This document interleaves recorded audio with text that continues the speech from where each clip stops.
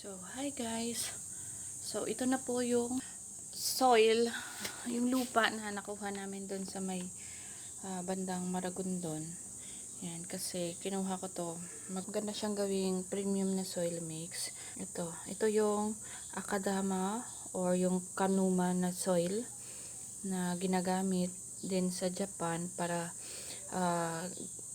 ilagay sa soil ng mga bonsai, and then pwede din itong through my sa research ko, pwede siyang gawin na soil or yung gagamiting medium para sa succulent and cactus. So ito, pag bibitak-bitakin na lang ng maliliit, and then hahalo ko na lang sa ibang bato, pumice, tsaka lava rocks, and then lalagyan ko lang ng konting vermicast, yan, tsaka ng konting ipa.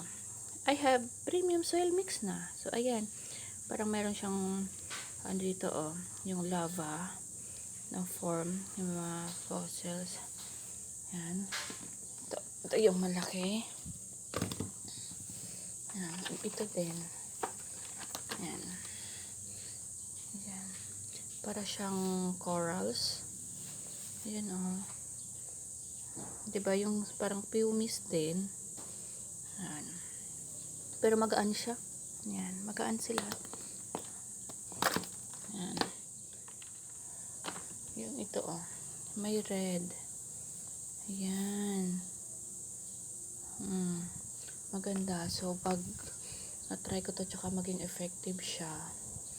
Yan. Kukuha ako ulit doon ng marami. Nakuha ko namin to sa malapit sa ilog, at merong nagka-quarry kasi doon.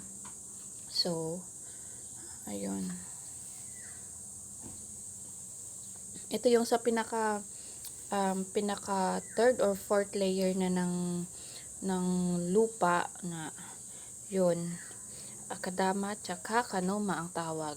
Yellow na, parang fossilized na siya, matigas na lupa. Ayan.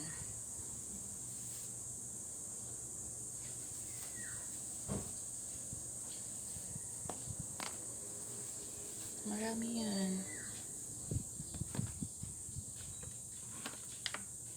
Ito din.